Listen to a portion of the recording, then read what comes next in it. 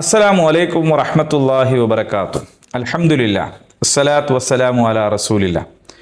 പ്രിയമുള്ളവരെ, അല്ലാഹു സുബ്ഹാനഹു തആല നമ്മെല്ലാവരെയും അനുഗ്രഹിക്കുമാറാകട്ടെ. നമ്മുടെ ജീവിതത്തിലെ ചെറുതും വലുതുമായ എല്ലാ വിഷയങ്ങളിലെയും നിയമങ്ങൾ പഠിപ്പിച്ചു തരുന്നുണ്ട് പരിശുദ്ധ ഖുർആൻ. എന്നാൽ പരിശുദ്ധ ഖുർആൻ എന്നത് ഒരു കേവല നിയമ പുസ്തകം അല്ല. ഖുർആനിൽ ധാരാളമായിട്ട് ചരിത്രങ്ങളുണ്ട്. വരാനിരിക്കുന്ന ലോകത്തെക്കുറിച്ച് വളരെ കൃത്യമായിട്ടുള്ള ഒരു കാഴ്ചപ്പാട് നമുക്ക് മുമ്പിൽ ഖുർആൻ അവതരിപ്പിക്കുന്നുണ്ട്. ഇതിനോടെല്ലാം ഒപ്പം പരിശുദ്ധ ഖുർആൻ നമുക്ക് ശമനമാണ്, ശാന്തിയാണ്. അള്ളാഹുവിൻ്റെ കലാം എന്നുള്ള നിലയിൽ അള്ളാഹുവിൻ്റെ കൂടെ സഞ്ചരിക്കുന്ന അനുഭൂതി നമുക്ക് നൽകുന്ന വിസ്മയകരമായിട്ടുള്ള കിതാബാണ്. റസൂലുള്ളാഹി സ്വല്ലല്ലാഹു അലൈഹി വസല്ലമിന് മക്കയിലെ ആദ്യകാലത്ത് വഹി ഇറങ്ങിക്കൊണ്ടിരിക്കെ പെട്ടെന്ന് അത് നിന്നുപോയി.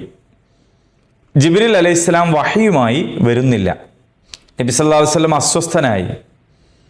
ചുറ്റുപാടുമുള്ള ആളുകളും ഈ വിവരം അറിഞ്ഞു. എതിരാളികൾക്ക് നല്ല കോളായി.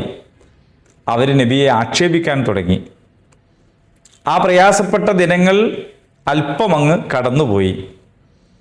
പിന്നീടാണ് അല്ലാഹു സുബ്ഹാനഹു തആല സൂറത്തുൽ ളുഹ ഇറക്കുന്നത്. പകലിനെക്കുറിച്ചും രാത്രിയെക്കുറിച്ചും ഒക്കെ പറഞ്ഞതിന് ശേഷം, ഇല്ല, നിന്റെ നാഥൻ നിന്നെ കൈവിട്ടിട്ടില്ല എന്ന് അല്ലാഹു നബിയോട് പറയുകയാണ്. എന്നിട്ട് നബി സല്ലല്ലാഹു അലൈഹി വസല്ലമക്ക് നൽകിയിട്ടുള്ള അനുഗ്രഹങ്ങളെ എടുത്തു പറയുകയാണ്. പരിശുദ്ധ ഖുർആനിലെ മറ്റൊരിടത്ത് മൂസ അലൈഹിസ്സലാമിനോടും മൂസ അലൈഹിസ്സലാമിന് നൽകിയിട്ടുള്ള അനുഗ്രഹങ്ങളെ എടുത്തു പറഞ്ഞത് നമുക്ക് കാണാൻ പറ്റും.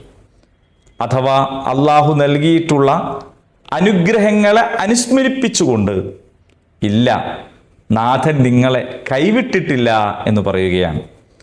ഇത് മൂസ അലൈഹിസ്സലാമിനോടും മുഹമ്മദ് നബി സല്ലല്ലാഹു അലൈഹി വസല്ലമിനോടും മാത്രമല്ല, നമ്മൾ ഓരോരുത്തരോടുമാണ് അള്ളാഹു അത് പറയുന്നത്.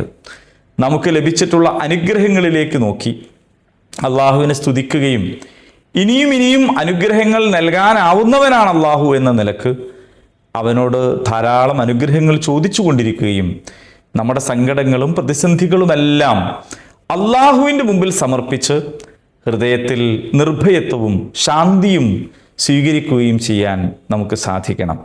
അല്ലാഹു സുബ്ഹാനഹു തആല നമ്മെല്ലാവരെയും അനുഗ്രഹിക്കുമാറാകട്ടെ.